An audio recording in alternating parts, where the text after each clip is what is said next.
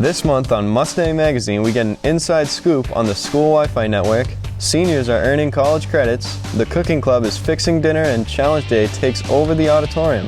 These stories and more on this December edition of Mustang Magazine.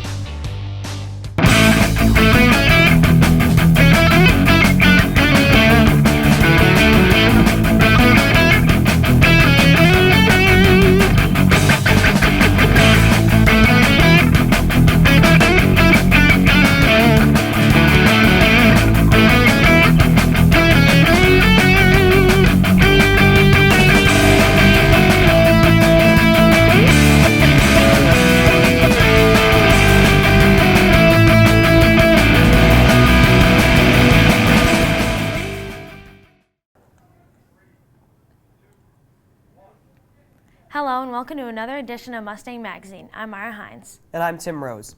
Mustang Magazine is a show produced by advanced broadcast journalism students from Norwood High School. Recently, people around the country have been expressing their First Amendment rights by not standing for the national anthem. Motivated by similar reasons, some students at NHS began standing for the Pledge of Allegiance. I recently caught up with some of them along with some faculty members to see what the reaction was like. It's a common routine for students across the nation to begin their school day by standing for the pledge, and Norwood High School is no different. I pledge allegiance to the flag of the United States of America. The entire student body recites the Pledge of Allegiance in unison as part of their daily morning news show. But a few students, such as sophomores Angie Verone and Greg Gassaway, have been expressing their First Amendment rights by not standing or fully participating in the morning routine. The reason that I sit is for the injustices, the inequalities, and the discrimination all throughout the country, because we are not equal, we are not indivisible, there's not liberty and justice for all. I just stand up and not say anything because I just don't like saying the under God, because I'm atheist, and it's honestly kind of bringing religion into schools because you're telling kids to say under God. Students have the right to not participate in the pledge, but science teacher Ann Sheffield hopes that they truly understand the message they may be sending. I think that kids who are just sitting should be aware that there are other people who have friends and family who gave up that much for their country, and by them sitting, they're insulting those people. And it's not just teachers that are upset. Other students, such as sophomore Evan Van Hosen, believe that more kids should be standing during the pledge. I feel like most students who sit are sitting because they feel that the country has done them wrong, but by sitting, you're not fixing anything. But by standing, you can stand and say what you think is wrong. Verone says she's well aware of what statement she's making. For me, social justice is such an important element of the country, and we should be striving to reach that goal where we are equal, there is liberty and justice for everyone, and I think that the only way to change that is by starting doing things so small as just sitting for the pledge every morning. That's the way that you draw attention to it. While there has been some debate among students and faculty about what the pledge means, the protests haven't caused any major conflicts. Almost certain that teachers have noticed it, just they haven't mentioned it. Multiple times, teachers have told me or said to me, "Why are you sitting down?" Sometimes I just don't get into it. I don't want to go on a whole tangent of why I don't believe the words that the pledge says, but other times I'm just I'm just not going to stand because I just don't believe in it. Drama teacher and Eagle Scout John Quinn doesn't always stand for the pledge, and he says it has nothing to do with protest. In school, I'm kind of chill or relaxed about not always standing for that, because there are a number of students who aren't U.S. citizens, for example, in a public school, and I don't want to always feel like that pressure is on them to stand. I think, frankly, it'd be better if the phrasing were, "and now if you'd like to stand for the pledge," instead of "please stand for the pledge" every day, because it's just strange to me that in a country that believes so heavily in liberty that you're sort of forcing people to do something. There are currently no plans to stop reciting the pledge at NHS, so while some students will continue to protest, at least that might get some needed conversations going. Reporting for Mustang Magazine, I'm Tim Rose. Nice work. Next up, we have a couple of seniors who are getting a head start on their college careers. Reporters Nick Parkinson and Rose Campbell show us how dual enrollment is saving them money and earning them advanced course credit. NHS students are taking classes at Massasoit Community College before they even have a high school diploma. It's all part of a program that's new to Norwood. Senior Colleen Osborne already has earned 9 credits. You basically can take your general ed classes, which is like math, reading, English, things like that, to just lower your coursework in college. Senior Coleman Ivory says on the first day he felt weird going into a college class. But after I got there, I talked to some of the kids in the class, and none of them were in high school, obviously, but you kind of just get to be familiar with them, so it's kind of just they kind of treat you as an adult too. They don't look at you as a kid. NHS guidance counselor Kristen McDonald says students can also take elective classes that specialize in specific majors. I think what's really nice about the program is that colleges, because of their funding, can offer more classes than a high school can. And I think it allows students to be able to explore new career fields. Ivory wanted to see what a major in business might be like. So I took the class to see if I would, and I did good in the class, and I really liked it. So yeah, I think it helped a lot, choosing what I want to do, because I'm going to go into business. There is evidence that taking college classes now helps you get into a college of your choice later. The benefits of being able to have that on your transcript and to be able to apply for colleges and have that look really, really good. I'm going to the University of Arizona next year as a communication disorder major. I definitely showed them that I'm very determined, and I do more than what's needed. Whitney Phillips, admissions officer for dual enrollment at Massasoit, says there are also financial benefits. Generally, a college course is about $600 per course. High school students can take it for $150. And you can take up to 2 courses a semester, whether you're taking a free course or the reduced tuition course. With classes happening after 4 p.m., online and on weekends, all parties agree it takes a certain type of student to handle dual enrollment life. You really do need the time to be able to do this. You have to be a person that's able to multitask and then deal with multiple schedules and teacher personalities. The biggest challenges is to manage my time between high school work and college work. It was just all on you, and you said do everything yourself. Phillips has an open door policy for any high school students interested in talking. You know yourself, you know what your goals are. Even if you don't, you can schedule an appointment with me or someone else here to talk about what your goals are and how dual enrollment can align with those.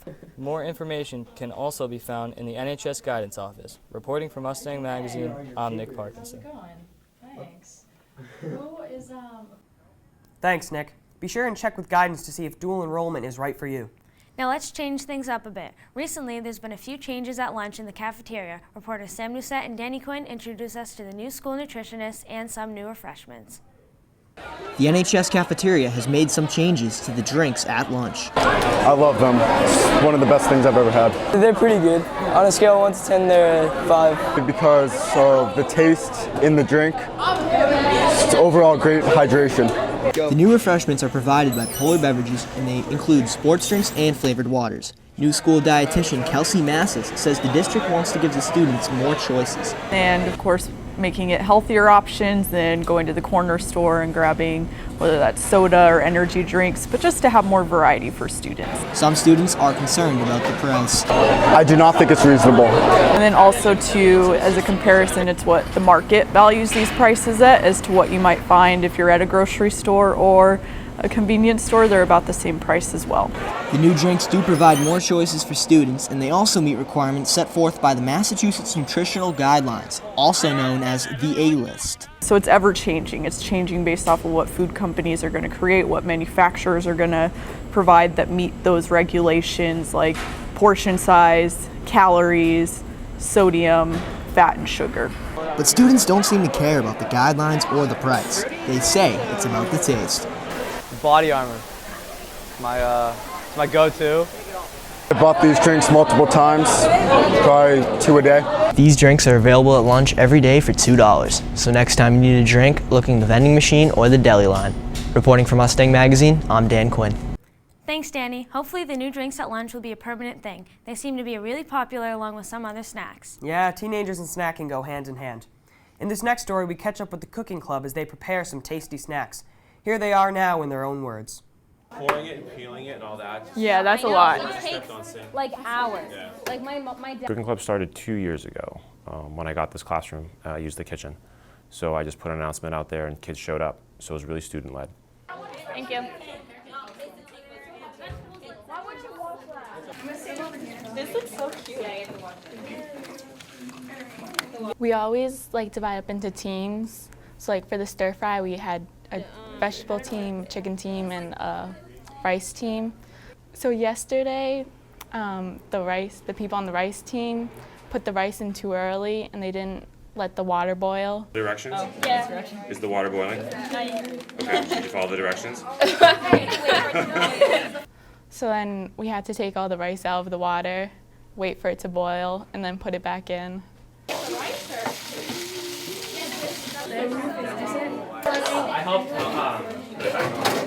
Beginning of the year, a lot of different people from different grades come, but then they don't come throughout the rest of the year. So I would like to see more people come for the year. I really enjoyed doing the club with the kids. I feel it's great. It's a great opportunity for students to learn a skill, which is they're going to need when they move out on their own eventually. So I think it's a great way to just get the students to A, learn a new skill, and to socialize and have a good time. Okay, now I'm officially hungry. Me too. The next cooking club is in action every other Wednesday after school in room 108. Check them out. In this next story, we catch up with some students who are helping people in the community not go hungry this holiday. Senior Pat O'Donnell reports. Senior Sarah Mellon is helping her neighbors this holiday season. So today we are building baskets for people around the town and around the community that don't necessarily have as much as they need for the holiday season. This isn't the first time Mellon has made food baskets for Thanksgiving. She's been helping out her neighbors for more than a decade. I remember doing it for my entire life. Across the street is the McDonough's house, the basket-making headquarters. It's a grassroots community project, and many of Sarah's neighbors help out. The most important part is that we get to help the community. Sarah says when there's a lot of people helping, it starts to be like a contest. Part is that we kind of make it like a little competition to see who has the best basket. Mellon and her neighbors made and delivered 83 Thanksgiving baskets this year, and she's already looking forward to next year. As long as they're doing it, I'll be over there helping. Reporting from Mustang Magazine, I'm Patrick O'Donnell.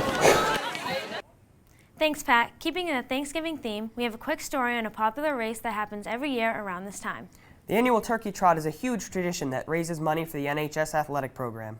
Reporters Declan Tolman and Catherine Ryan bring us the story. A few days before Thanksgiving, runners gathered at Norwood High School for the 30th annual Turkey Trot. This is my first time running the Turkey Trot, and it's my first road race, so I felt like it would be a good experience to run it. I've run the Turkey Trot the last 4 years, so yeah, it's been good. Although some runners were new to this race, people tend to enjoy this event. I like the Turkey Trot because it's a great community event, and I got to run with a lot of my friends. I like how it's like 4 miles. It's not a 5K, so it's nice. I like that it's like a community event and like a lot of people do it, and it's fun. From young children to adults, almost everyone came to this event. A lot of kids and adults were there, and we all started on Nickel Street and ran 4 miles and then came back to the high school. Despite the cold weather, runners still pushed through to finish the 4 miles. Well, since I've been running cross country, it's been training through that way. I run through sports, this summer I started running every day. What's great about this event is that it's all about giving back. The Turkey Trot is a good cause because a lot of the money goes back to the student athletes at the high school, so that's why a lot of high school students run. And this race will definitely be back next year. Reporting for Mustang Magazine, I'm Kiki Ryan. Thanks, guys. If you missed this year's Turkey Trot, don't worry. The race will be back next fall. Right now we have a story from you, right? Yes. Recently I sat down with IT Director Joe Kidd to talk about how the district is managing all the network traffic. Students using the guest Wi-Fi have noticed that some of their favorite apps are now blocked. I don't think it's good. It's too slow, and a lot of stuff are blocked anyway, so you can't really use it. You have to use data. Director of Technology Joe Kidd says the guest Wi-Fi isn't there for streaming and social media apps. He also says too many students streaming apps can cause the overall network to slow down.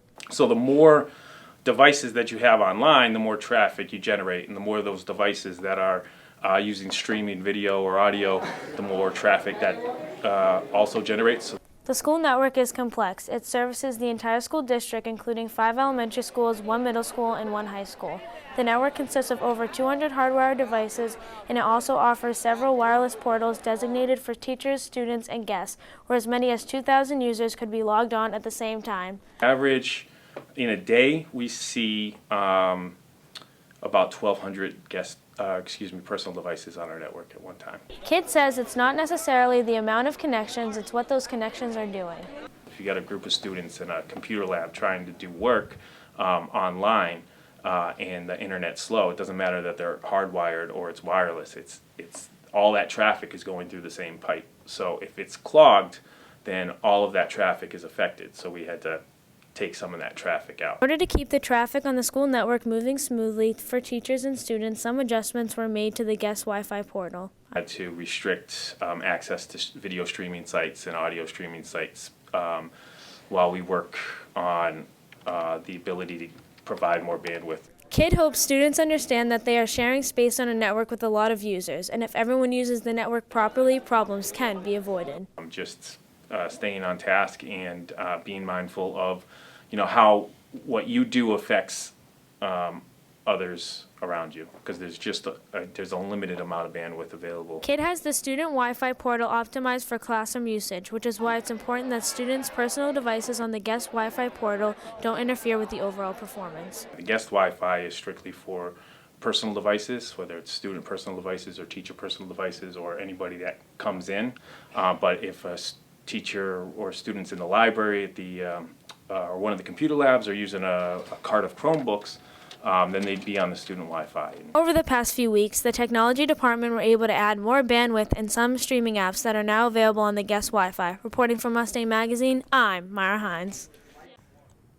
Great job, Myra. It really helps to understand how the Wi-Fi networks operate. Knowledge is power, and in this next story, students were feeling empowered as they took on the task of Challenge Day. Ashley Hutchins and Cassie Cahill report.